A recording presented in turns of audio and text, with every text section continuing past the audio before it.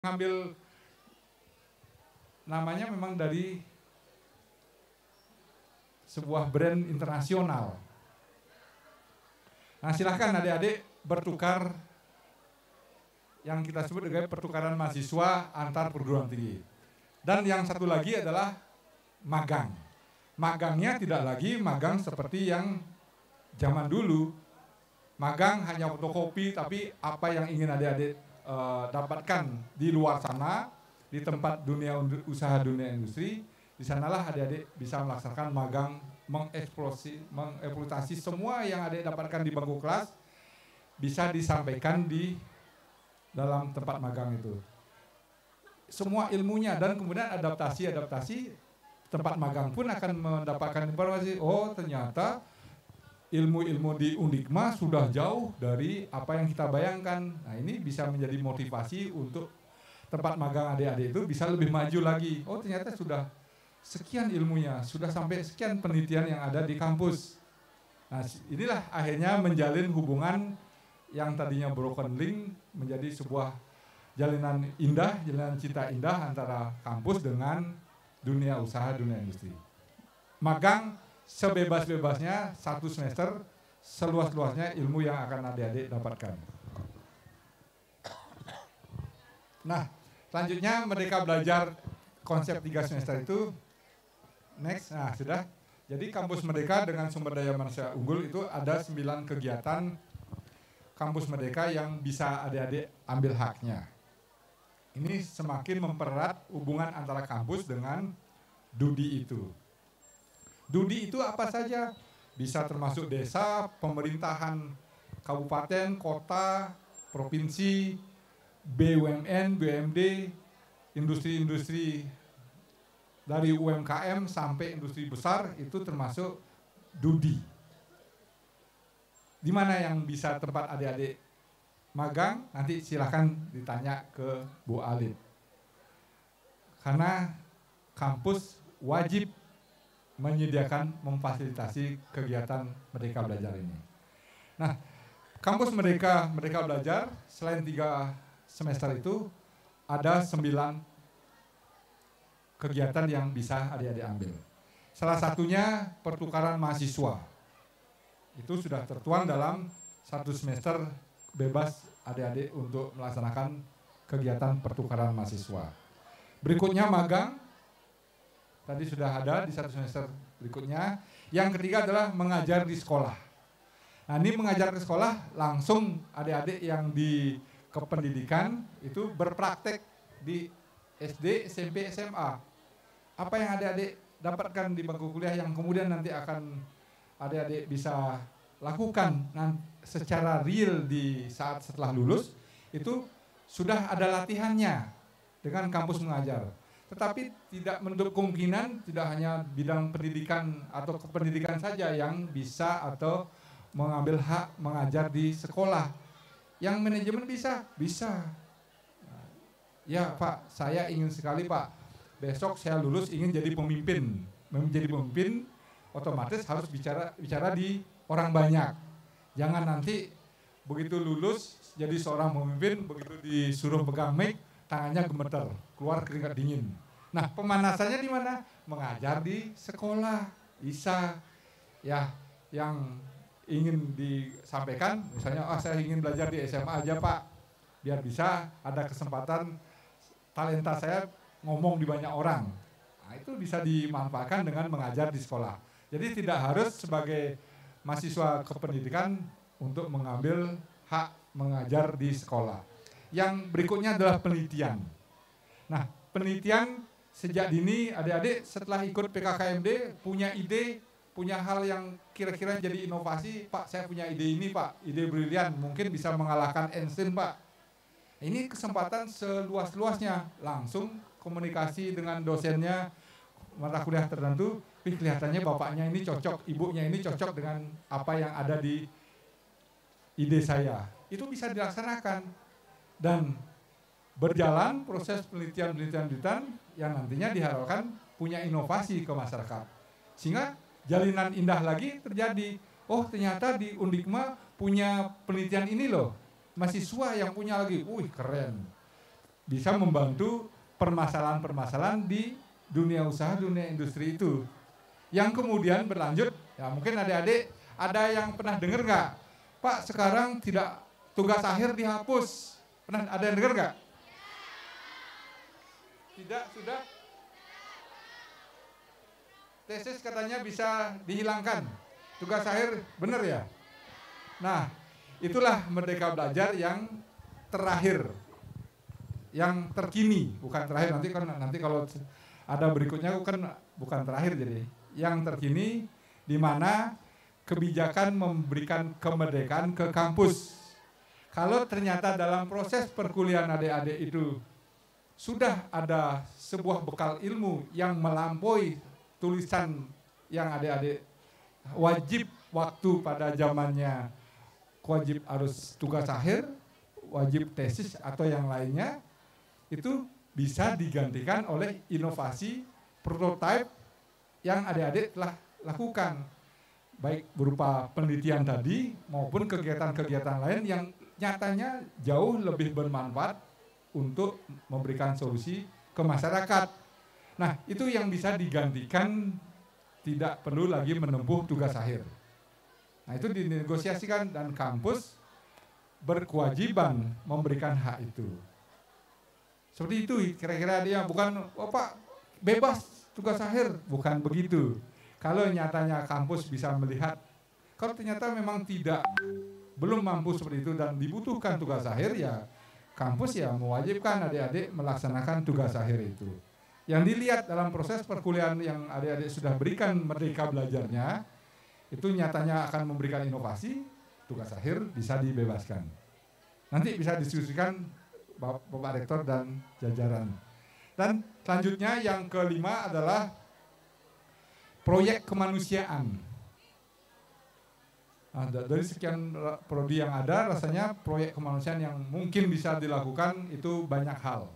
Inovasi, penelitian, pola ide-ide yang adik-adik punya. Bukan berarti, Pak, kan nggak ada gempa, Pak, kan nggak ada tsunami, nggak ada, sehingga harus, bukan berarti bencana alam baru kita melahirkan sebuah ide untuk kemanusiaan. Kan nggak COVID-19, Pak. Nah, ini kesempatan adik-adik yang ada ide, oh Pak, saya punya ide ini, nanti kalau di UMKM ide saya ini akan membantu. Itu termasuk membangun desa, proyek kemanusiaan. Yang keenam adalah kewirausahaan. Nah, ini kalau kewirausahaan cenderung sebenarnya semua prodi bisa mengikutinya. Tapi yang berjiwa-jiwa wirausaha itu silahkan, Pak. Saya pintar, Pak, secara online jualan ini, Pak. Setelah saya kuliah 2-3 semester, pas sekali dengan ilmu yang saya dapatkan. Nah, ini dimanfaatkan. Kalau dulu nggak dimaklumi, nggak diakui oleh kampus, tapi saat ini diakui. Itu yang keenam. Waduh, kasihan nih pada gerah ya, Dea. Selanjutnya studi proyek mandiri, studi independen. Nah, kalau penelitiannya ada, kemudian diaplikasikan di luar, untuk menguatkan penelitian harus ada studi-studi yang secara independen, itu mengumpulkan data dan yang lainnya, bisa adik-adik lakukan. Jadi semakin banyak ilmu yang adik-adik miliki, kampus yang memiliki banyak wawasan, itu bisa dimanfaatkan untuk kegiatan Merdeka Belajar yang bermanfaat untuk masyarakat di luar. Banyak sekali, merdeka, seperti itu jadinya. Berikutnya, yang ke-8 adalah membangun desa, sudah tadi ya, membangun desa, dan yang terakhir adalah bela negara. Kalau ini baru, bela negara, nanti kaitkan dengan yang UMKM yang ada di sini, UKM-UKM yang ada di sini, atau kegiatan-kegiatan yang memang berpotensi meyakinkan bahwa diri adik yang sudah NKRI itu melaksanakan bela negara yang merupakan Merdeka Belajar yang terbaru. Next. Nah, mungkin berikutnya, stop. Nah, di sini bagaimana kegiatan Merdeka Belajar 3 semester itu sangatlah memberikan manfaat untuk adik-adik, dan nyatanya manfaat-manfaat itu bisa benar-benar bukan hanya bermanfaat untuk diri sendiri, tetapi bermanfaat juga untuk dunia usaha, dunia industri. Mungkin bisa lewat saja, next. Nah, bisa kami informasikan, di saat Merdeka Belajar diluncurkan tahun 2020, itu baru 2.390 mahasiswa yang mengambil haknya.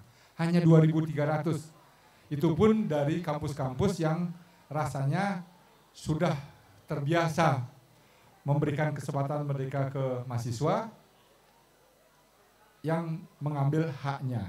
Kampus-kampus yang mungkin kampus-kampus kecil yang tidak, apa itu Merdeka Belajar? Apa hak 3 semester? Membingungkan, susah mengakui SKS yang kalau diaplikasikan itu menurut mereka akan jadi beban. Jadi mungkin dosen selama ini sudah bebannya administrasi, banyak sistem yang harus dipelajari, yang kemudian ditawarkan kegiatan Merdeka Belajar ini belum siap. Sehingga baru 2.390.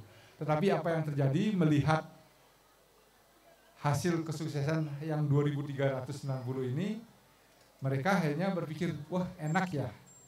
Nah, salah satunya di saat awal-awal adanya Merdeka Belajar, pertukaran mahasiswa. Nah, ini saya berikan contoh di kampus saya sendiri. Saya dari Undiknas Denpasar, di saat pertama kali ada pertukaran mahasiswa, yang mudah-mudahan waktu itu di Undikmas sudah ada, itu saya menawarkan mahasiswa untuk bertukar mahasiswa ke Padang. Ada yang mau? Tidak ada yang mau. Ngapain Pak jauh-jauh ke Padang? Saya berpikir waktu itu ke Padang karena kebetulan saya punya teman satu angkatan kuliah S3 itu di Padang. Yang saya inginkan, kebetulan bangunan-bangunan tradisional atau nilai jual pariwisata itu serupa Bali dengan Padang, kita tukarkan mahasiswanya. Mahasiswa nggak ada yang mau. Yang di Padang pun ternyata memiliki kasus yang sama, dipaksa nggak mau. Tapi akhirnya udah, Dek, 3 orang berangkat ya ke ini, 4 orang berangkat ya ke Padang. Nah, udah tangis-tangisan karena berpikir takutnya adalah homesick atau tidak betah atau yang lainnya. Berangkatlah mereka ke Padang. Yang Padang pun terbang ke Bali. Di saat terbang ke Bali, jujur Pak, saya tuh takut ke Bali Pak. Boro-boro ke Bali. Saya terbang ke Jakarta aja nggak pernah. Tiba-tiba langsung diajak pertukaran mahasiswa di Bali. Nah ini Bali, Padang, tukar sampai proses perkuliahan selama 3 bulan berjalan. Di saat 3 bulan kemudian kami ajak pulang, mereka nggak mau pulang. Yang di Bali pun begitu, yang kuliah di Bali dikembalikan ke Padang nggak mau. Pak, saya betah di sini Pak, banyak wawasan ilmu yang tidak pernah saya dapatkan sejak kecil sampai kuliah, tidak saya dapatkan di Padang. Begitu teman-teman yang di Bali. Wah Pak, ternyata saya dapat ilmu ini Pak. Kalau misalnya bangunan di Padang ada bangunan Minang, ini cara ngitungnya. Terus masih banyak yang perlu kami pelajari. Terus apalagi cara hidupnya mereka tuh beda Pak. Ada yang perlu kita gali. Pokoknya banyak sekali ilmu-ilmu yang didapatkan. Nah mereka pulang memberikan testimoni. Sehingga di tahun kedua 2021 yang kita lihat datanya sampai 62.000. Bisa dibayangkan dari 2.300 sampai 62.000 yang mengambil hak karena mendengarkan cerita-cerita itu. Wah asik ya kalau kita ke Padang. Oh enggak, sekarang enggak ke Padang, tahun 2021 kita ke Medan. Boleh Pak, saya daftar. Akan kebalikan ya. Di saat awal kita tawarkan, mereka kita paksa. Saat berikutnya satu angkatan ingin berangkat ke Medan. Ya kami pilih Medan. Oh Pak, mau Pak, yang di sana juga sama. Nah, itu salah satu testimoni yang mungkin bisa kita adik-adik bayangkan, yang akhirnya data hanya 2.300 menjadi 62.000 dan kemudian menjadi 115 di tahun 2022. 2023 tercatat 250.000.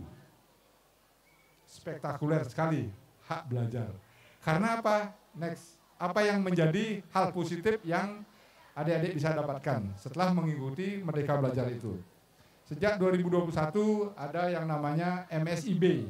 Apa tuh MSIB? Ayo, MSIB apa? Magang, bla bla bla bla bla.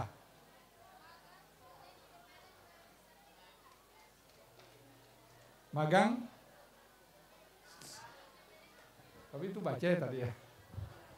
Nah, tempat-tempat magangnya di mana? Di tempat-tempat usaha-usaha besar. Kalau di Mataram di mana aja ya? Magang.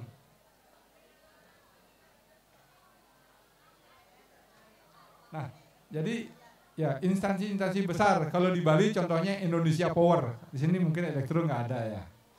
Terus di Pelindo. Kalau di sini mungkin pelabuhan yang ada di Lembar tempat magang. Nah, adik-adik yang tempat magang itu, wih Pak, ternyata saya digaji di sana Pak. Saya dapat ilmu ini Pak. Wah, pokoknya macam-macam. Berikutnya ada MSIB, ada ISMA. Ini yang paling ramai adalah pertukaran mahasiswa ke luar negeri. Jadi kalau tanya luar negeri, mungkin bisa tanya ke Pak Rektor saja. Apa pengalaman di luar sana? Pertukaran mahasiswa dengan kampus di luar negeri. Nanti silakan adik-adik buka. Nanti saya di akhir web apa saja yang website apa yang wajib adik-adik ketahui. Kampus mengajar juga sangatlah berpengaruh sehingga mentalitas adik-adik saat lulus sudah siap mengajar. Adik-adik yang ingin menjadi pemimpin, menjadi wirausaha, ngomong merayu ke orang, ke banyak orang, bicara dengan audien dengan lancar, menyampaikan paling tidak transfer knowledge itu bisa dilaksanakan dengan baik. Dan imbasnya apa? Next.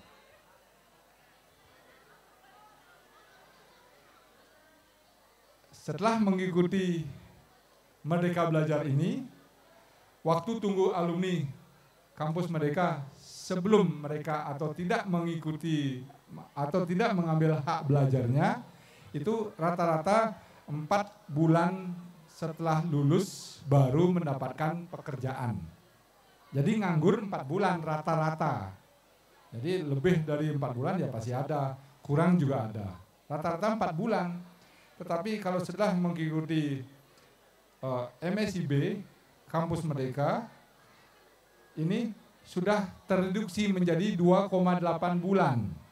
Karena kita sudah punya jiwa di luar, sudah punya pengalaman, sudah punya link siapa-siapa saja yang akan bisa kita ajak komunikasi, mencari informasi kemana saya bekerja. Nyantol di tempat magang, nyantol di tempat membangun desa, atau kegiatan 9 Merdeka Belajar itu sebagai kesempatan adik-adik mencari link, mencari jaringan kemana nanti adik-adik akan bekerja. Akhirnya tereduksi menjadi cukup 2 tahun 2,8 bulan. Singkat sekali, tidak sampai 1 triwulan. Berikutnya yang mengikuti magang bersertifikat tadi, yang benar-benar serius magang, itu hanya 1,1 bulan sudah bekerja. Begitu di wisuda, esok hari wisuda Unikma, paling lama 1 bulan berikutnya rata-rata adik sudah bekerja.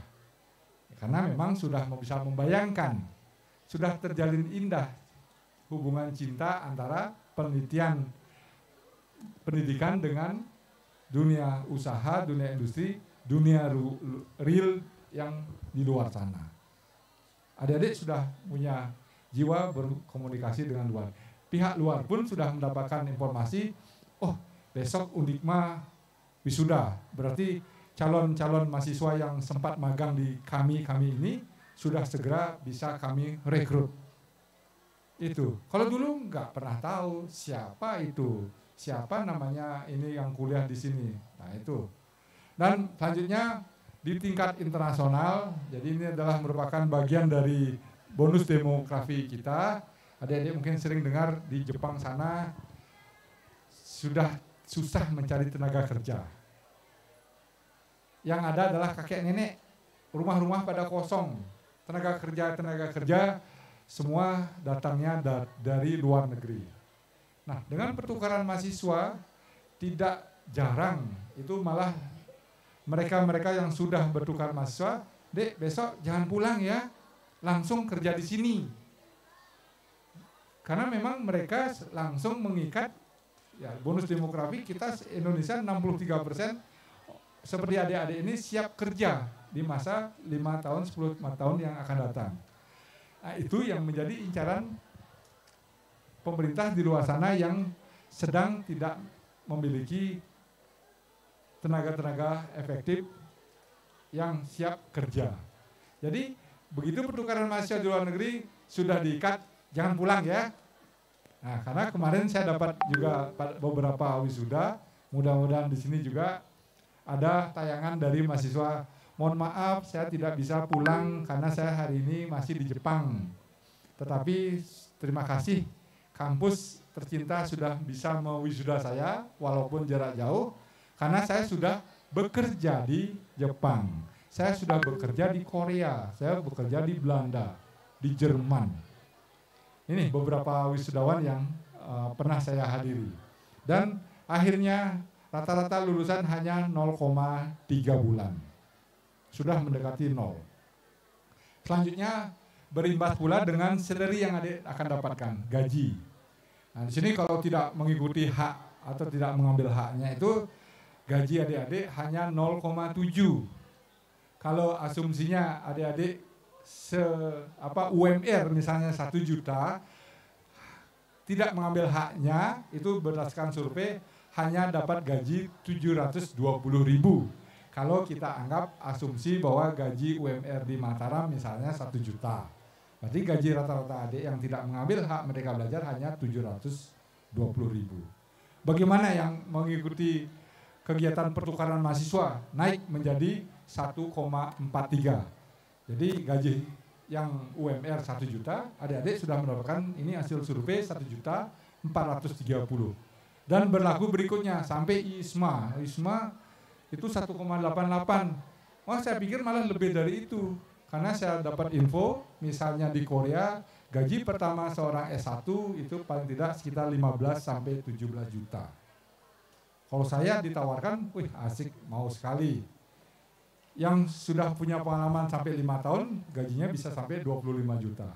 Nah, itu yang terjadi untuk pertukaran mahasiswa internasional. Karena pasti nama adik-adik sudah tercatat di sana, mereka siap merekrut adik-adik.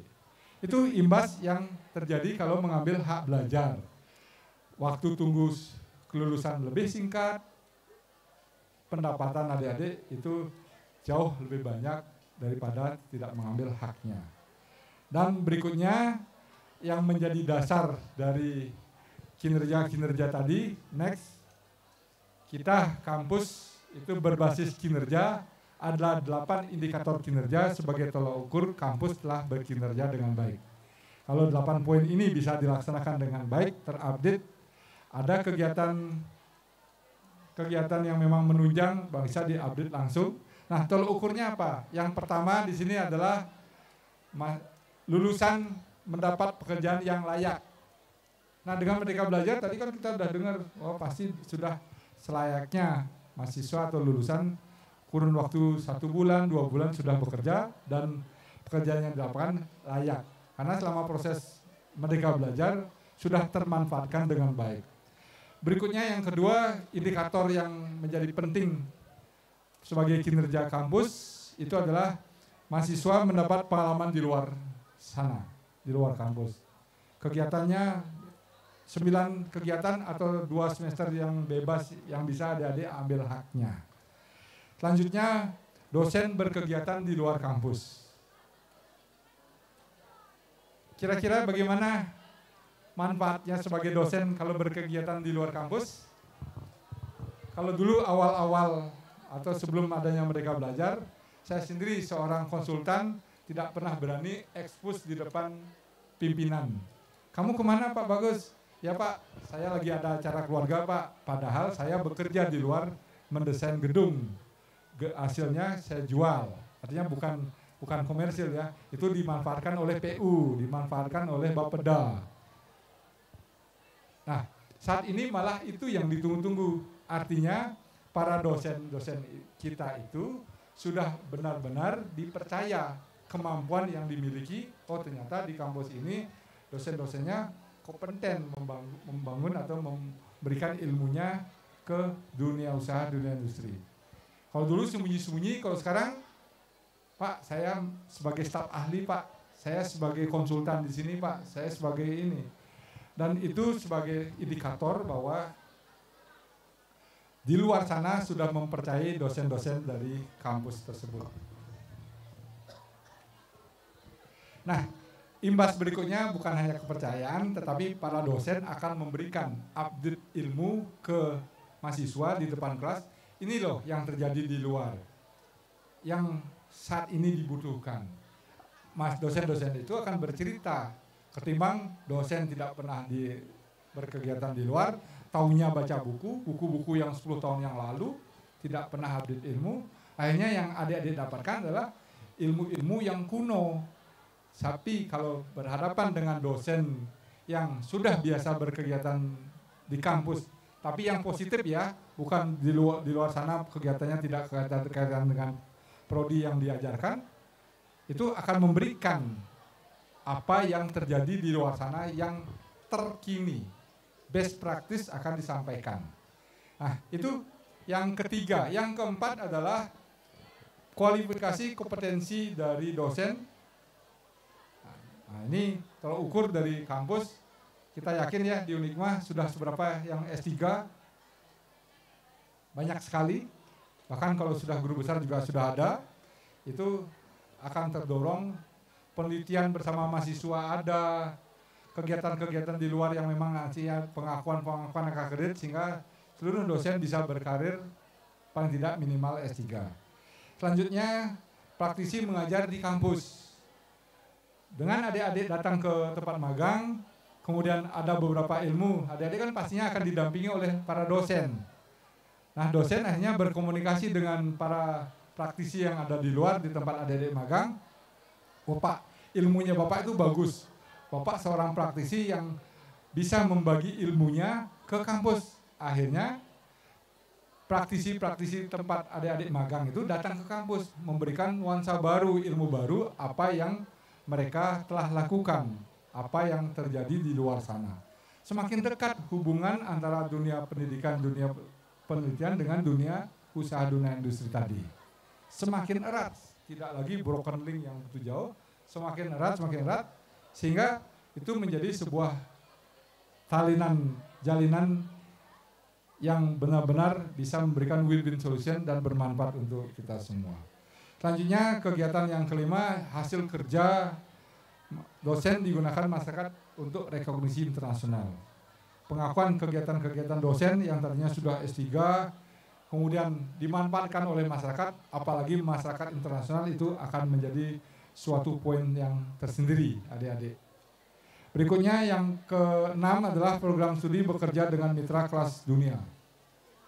Nah, kalau sudah melakukan pertukaran mahasiswa, IISMA, jadi kampus datang ke sebuah perguruan tinggi, jadi biar sekali perjalanannya efektif dan efisien, bisa berkolaborasi dengan mitra-mitra di luar sana.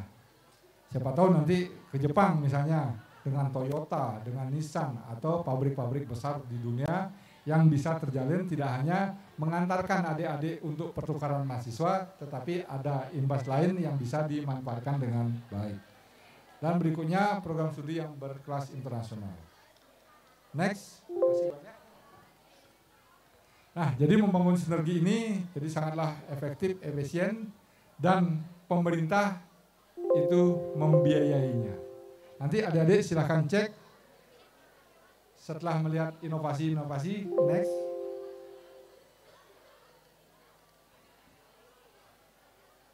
Next, Bu.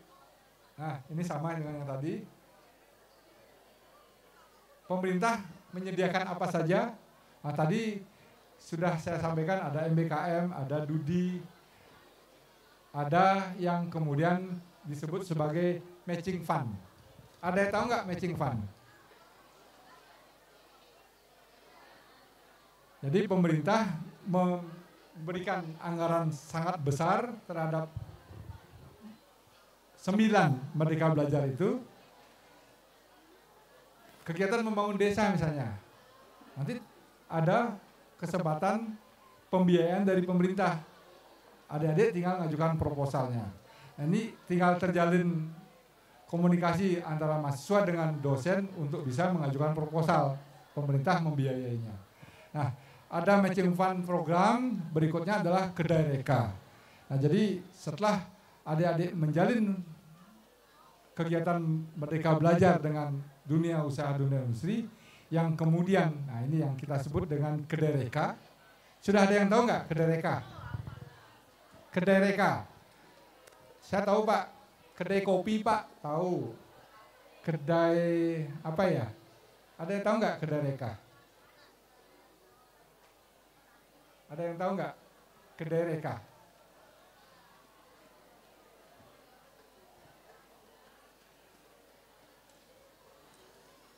Jadi kedai reka itu adalah dunia usaha, dunia industri yang telah melaksanakan Merdeka Belajar, kemudian merasakan manfaatnya. Wah, ternyata mahasiswa yang melaksanakan Merdeka Belajar itu bermanfaat sekali untuk kami.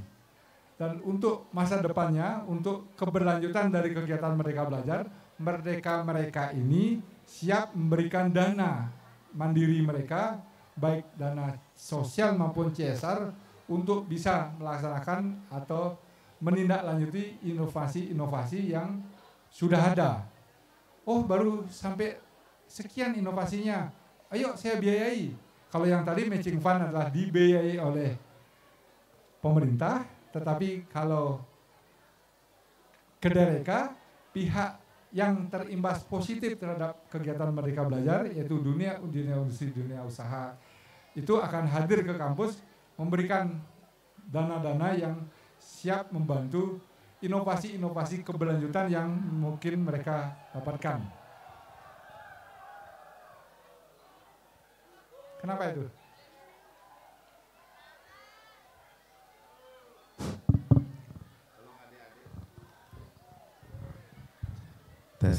Tolong adik-adik untuk tenang ya. Jangan konsentrasinya terpecah dengan orang yang lewat, diamkan saja. Yang rugi nanti mereka. Oke? Oke? Asik. Ya, next. Ya, next. Ya, berikutnya, next lagi. Nah, ini kegiatan matching fund yang memang kemudian akhirnya bermanfaat. Jadi para peneliti mendapat pendanaan dari penelitian baik dan pengembangan dari industri. Karya inovasinya diakui. Sehingga ini akan mempercepat karir, akan mempercepat informasi-informasi yang didapatkan dari kampus untuk mereka-mereka di luar sana. Di luar sana pun akan tahu penelitian-penelitian apa yang mereka butuhkan, itu akan disampaikan ke kampus.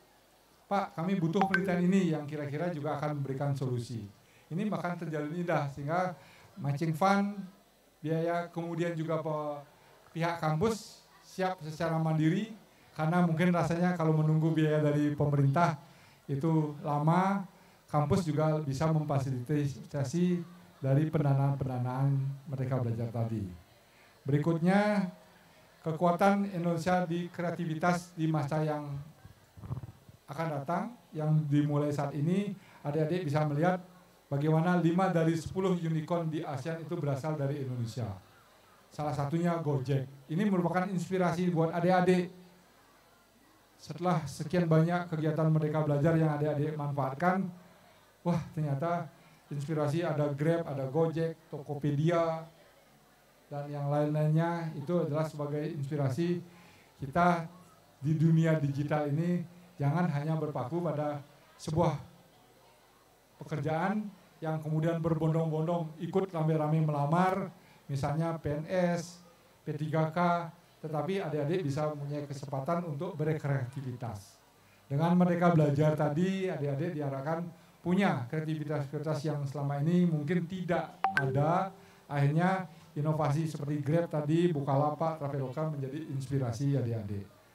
Saya punya darah jualan Pak, saya belajar di manajemen, nanti akan membuka sebuah kekuatan unicorn club itu seperti Tokopedia dan yang lain-lainnya. Manfaatkan, belajar di kampus dengan talenta yang adik-adik miliki, kemudian mengambil hak-hak belajar di luar sana, tahu betul apa yang dibutuhkan di sana, sehingga klop lah sudah talenta yang adik-adik miliki, ide-ide yang adik miliki, kemudian dituangkan dengan hal-hal yang bermanfaat untuk adik-adik.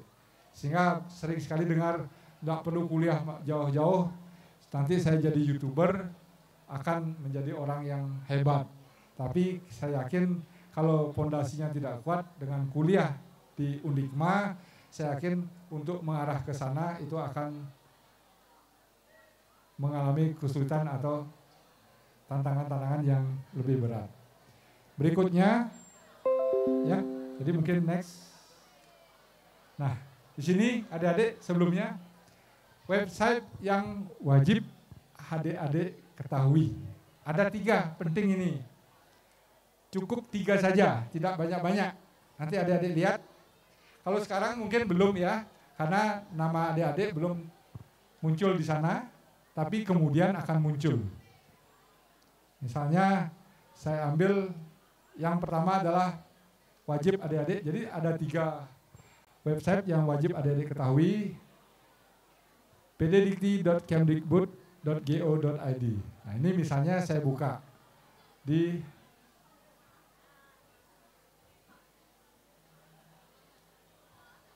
Nah, seperti ini kira-kira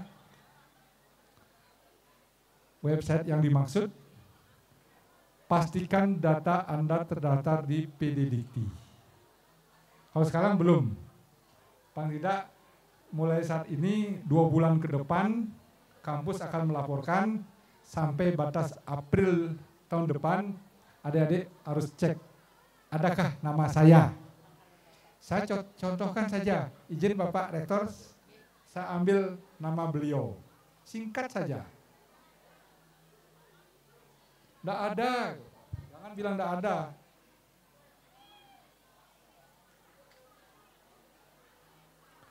Atau namanya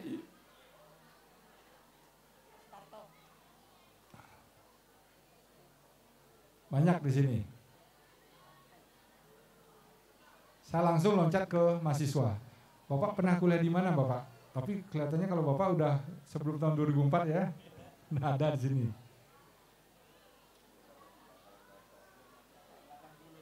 80 katanya, oh belum. Ini untuk yang 2004 sampai sekarang. Kalau saya kelihatannya ada. Karena saya lulusan tahun 2000, S2-nya 2006. Harusnya ada. Nah ini nama saya. Oh ternyata sebagai dosen. Berikutnya, oh ini adalah S3 saya. Di sini kalau kita klik ya nama adik-adik, oh lulus ya. Ini salah satu, nanti kalau adik-adik setelah lulus, dicek namanya, ijazahnya nggak dicek adik-adik. Kalau dulu bawa ke sana sini harus legalisir nyari ijazah, nyari legalisir ijazah. Kalau sekarang begitu namanya disebut langsung diketik di sini muncul, tidak bisa dibohongi. S3 tahun 2009, kemudian posisinya lulus. Kalau saya coba yang bapak-bapak ibu di sebelah ini kelihatannya semua lulusan 2004 tidak ada. Nah ini Sutarto, tapi bapaknya ada di sini nggak? Ya, ini adalah guru besar yang ada di Undikma. Betul ini Sutarto. Sutarto itu alumni mana, Bu?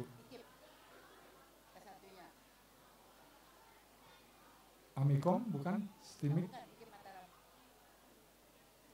Tapi tahunnya lama pasti Bu ya. Ini yang baru-baru aja. Tapi beliau dosen di oh ini. Ah ini Sutarto. Mohon maaf kalau ada bapaknya, saya nyebut-nyebut aja dari tadi. Beliau adalah dosen Universitas Pendidikan Mandalika. Ini semua ada di sini, adik-adik. Tidak ada kebohongan, tidak ada hal-hal yang disembunyikan. Makanya saya sebut wajib adik-adik ketahui. Mau lulus nanti, udah tinggal lulus. Misalnya Tadi misalnya Pak Sutarto, tadi Mandalika, saya buka datanya.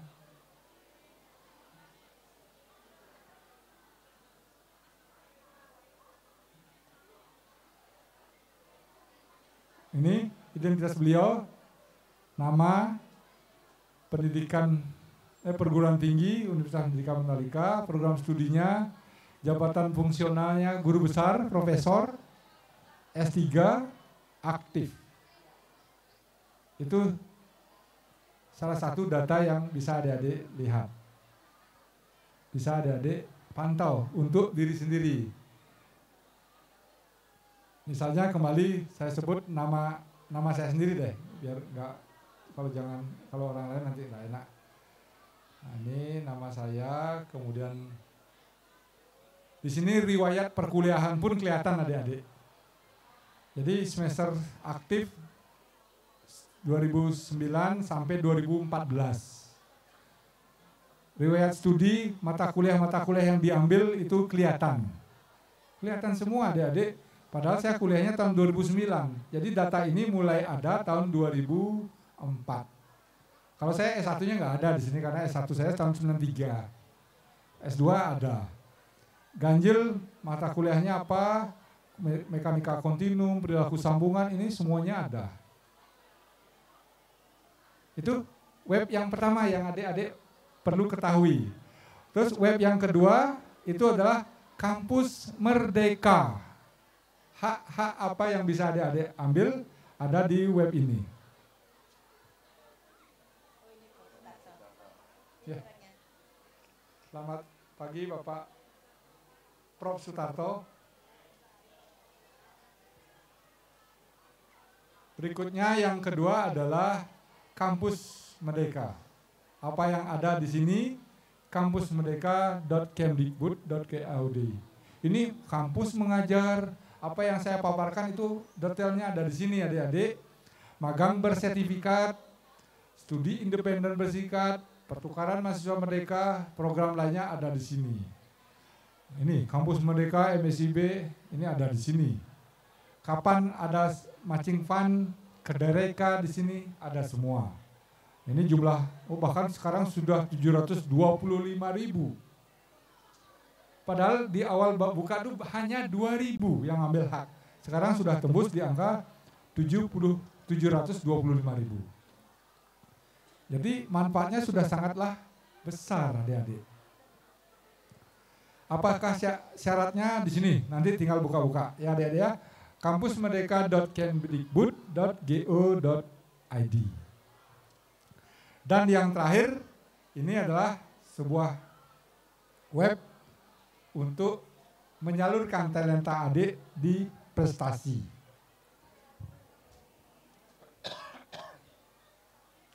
Pusat Prestasi Nasional.kemdikbud.go.id. Apa yang ada di sana? Nanti adik-adik tinggal lihat apakah ada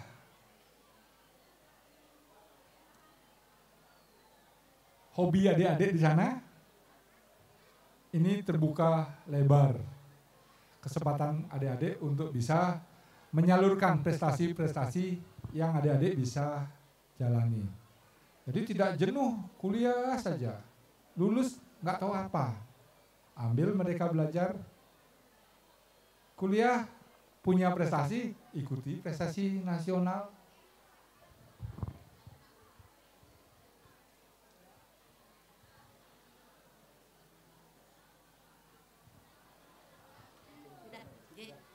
Mungkin maintenance ini mungkin.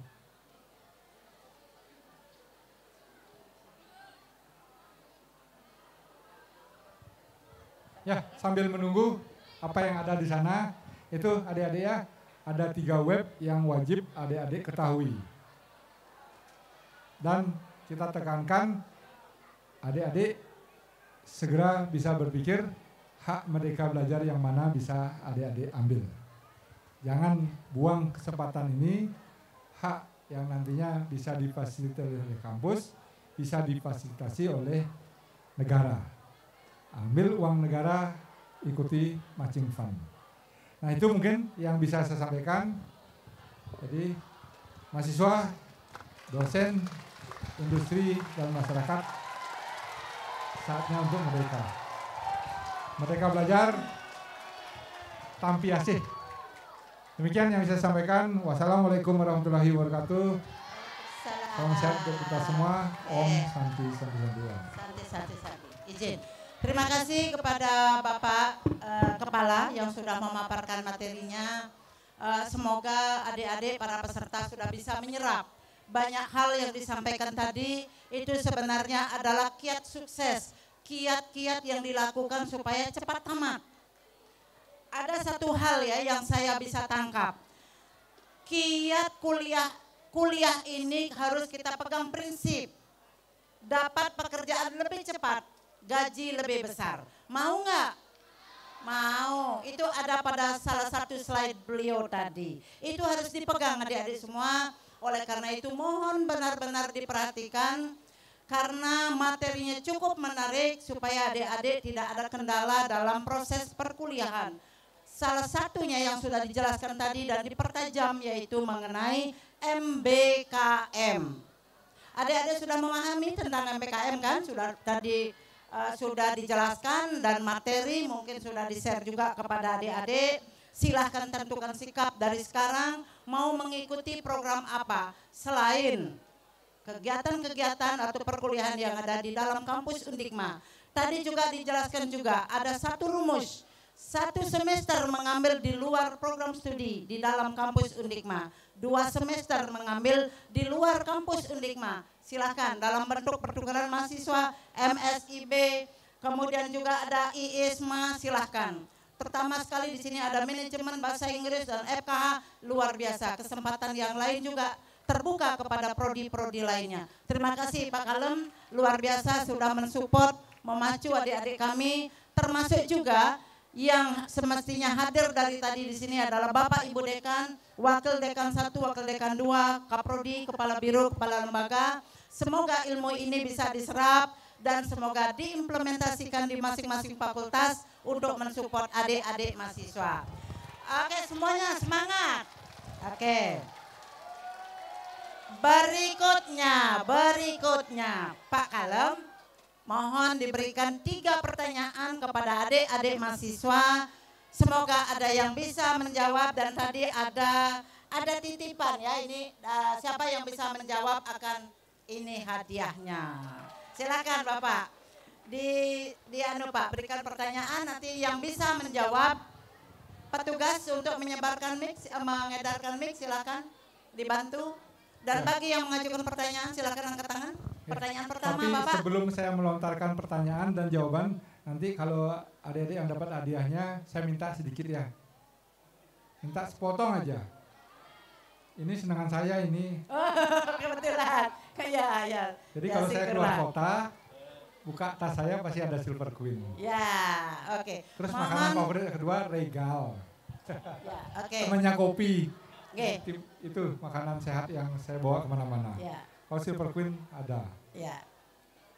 Oke, silakan Pak Kalem untuk mengajukan pertanyaan pertama. Teman-teman yang membantu, kameramen silakan. Silakan Bapak. Pertanyaan pertama. Adik-adik dengarkan. Pertanyaan pertama. Ya. Sejak kapan MBKM itu dimulai? Silakan, siapa yang angkat tangan? Silakan Mbak, berdiri, dijawab. MBKM sejak tahun 2020. Oke, bagaimana Pak Kalem? Benar apa salah? Kurang lengkap. Kurang Kurang lengkap. Kalau tahun 2020, Ya. Ya. Akhir tahun 2020. Akhir tahun 2020. Akhirnya kapan itu? Akhirnya. Ya deh, ini yang dekat aja. Kapan? Akhir Januari 2020. Dikit lagi. akhir Januari 2020. Silakan, siapa yang angkat tangan? Oh sekarang kan zaman internet, cepet buka. Silakan. Lah kan awal 2020 sama Januari 2020 kan sama.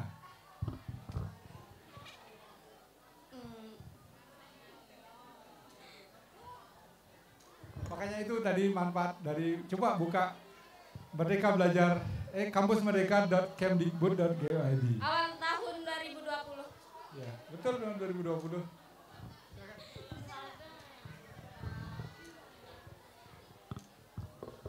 20 Mei 2020. 20 Mei. Ayo, Ayo. ini kesempatan. Ayo, silakan angkat tangan, maju.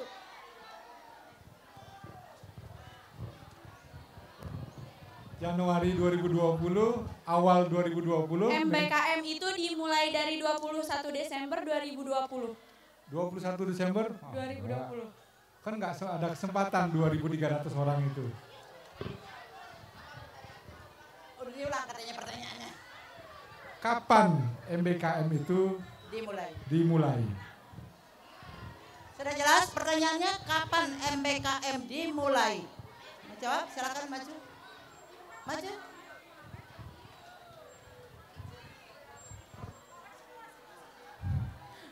PPKM tanggal 28 Agustus.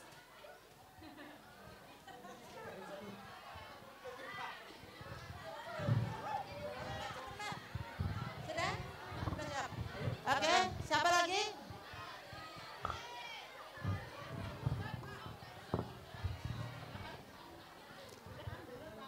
Ayo, ayo. 10 Desember 2020.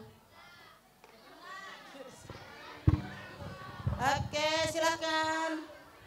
25 Januari 2020. Pas, tepat sekali.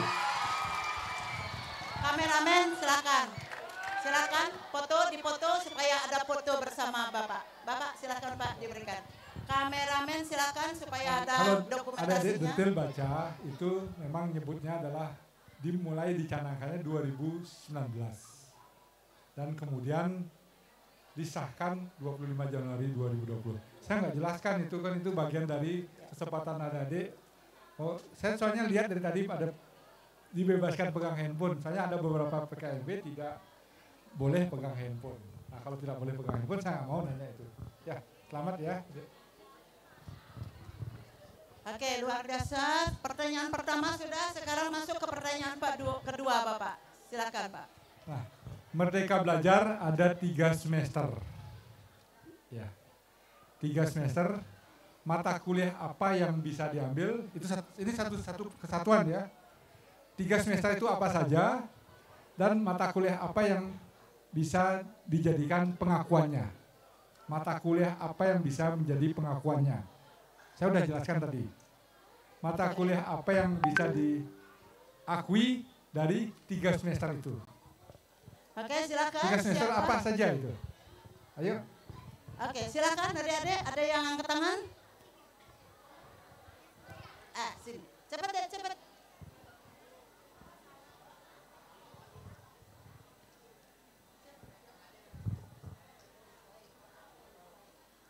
Mata kuliah yang relevan dengan program studi utama, mata kuliah antar program studi, dan mata kuliah bebas. Apa itu mata kuliah? Mata kuliah yang relevan dengan program studi utama, Ya, mahasiswa kalau dapat digabung memilih. ketiga-tiganya itu kira-kira mata kuliah apa itu? Mata kuliah, ya itu betul. Mata kuliah pilihan. Pilihan. Kalau mata kuliah wajib, pasti dosen-dosennya nggak akan mengizinkan. Karena wajib ya wajib. Tapi mata kuliah pilihan yang relevan yang ada 3 itu tadi. Mata kuliah pilihan. Tambah satu lagi, 3 semester itu apa saja? Oh tinggal baca aja deh. Oh, mata kuliah yang relevan dengan program studi utama ini Ya, mahasiswa. 3 semesternya apa saja? Satu semester.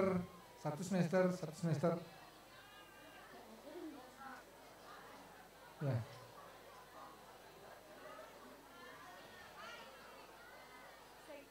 Satu semester ngapain, satu semester bebasnya.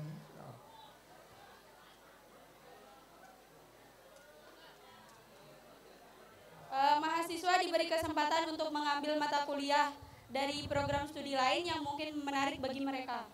Satu semester yang kedua. Mahasiswa dapat memilih mata kuliah dari berbagai bidang studi yang menarik minat mereka. Terus berikutnya. Mahasiswa juga dapat memilih untuk mengambil mata kuliah yang terkait langsung dengan program studi utama. Nah, itu yang satu semester pertama, pertukaran antar prodi dalam satu kampus. Terus satu semester yang kedua.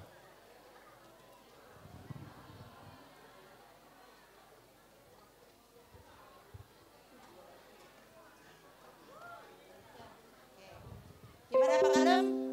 Ya deh, Jawabannya kasih aja. maksimal. Kelihatannya terlalu panjang nanti Ya. jawabannya. Ya, jadi 3 semester itu kan pertama adalah pertukaran mahasiswa dalam satu kampus beda prodi. Atau pertukaran yang ketiga magang. Oh, udah itu jawabannya. Ini wajib ya adik-adik ketahui, bukan hak ya, wajib adik-adik ketahui sehingga adik-adik punya bayangan hak apa yang bisa sambil kuliah di prodi yang berbeda dalam satu kampus, kuliah perguruan tinggi berbeda, magang. Itu 3 semester yang diberikan haknya. Ya, saya hadiah sudah Oke, silakan. dapat ya adik-adik ya.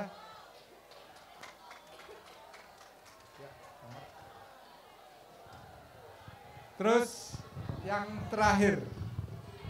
Pertanyaan ketiga, silakan Pak Kepala. Pertanyaan yang ketiga Pak Kepala. Jadi ada 9 merdeka belajar. Bentuk kegiatan. Sebutkan satu saja dan contohnya. Oke.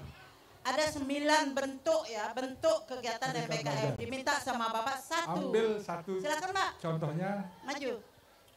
berikan uraiannya.